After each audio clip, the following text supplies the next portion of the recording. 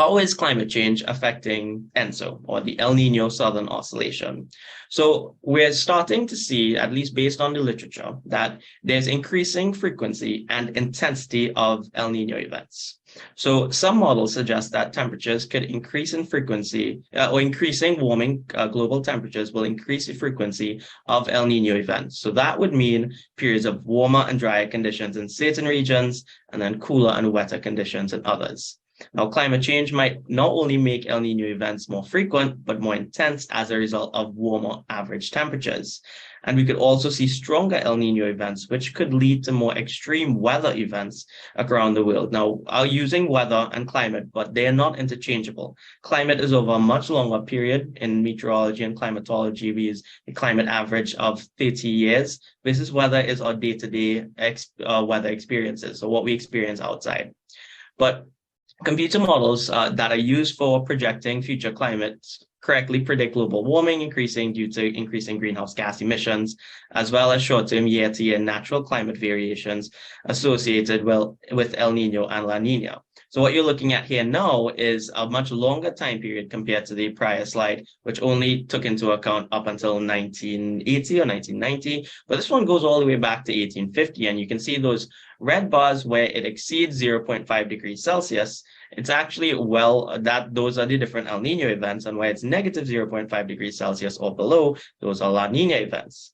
But these models that we use to project El Nino and La Nina events, and future global climate models specifically, there's still quite a bit of discrepancy on how the tropical Pacific, where we look for this La Nina and El Nino events to form, it's still quite a bit of discrepancy on how the tropical Pacific Ocean will actually warm in future global climate scenarios. So researchers for the last several decades have been working to reduce the persistent uncertainties that we've had in the tropical Pacific warming projections, but many climate models simulate El Nino and La Nina events of similar intensity. But in nature, we actually see the warming events with El Nino tend to be much stronger than the cooling events associated with La Nina. So in other words, most models with El Nino and La Nina show them being symmetric, but in reality, it's asymmetric in nature. So a new study that was actually published 2 or 3 years ago. So scientists observed or analyzed observational data and found that numerous climate model simulations found that models simulate the subsurface ocean currents variations more accurately, and the simulated asymmetry between El Nino and La Nina increases, becoming more like what we've seen in nature. So the models are improving, like the science, as it improves, but there's still the high uncertainty in the intensity change of El Nino and La Nina in response to greenhouse gas warming. That remains an issue. So we're getting there, but we're not there just yet. So something else that researchers are looking at with regards to climate change and ENSO is the shifting spatial patterns of how El Nino and La Nina form.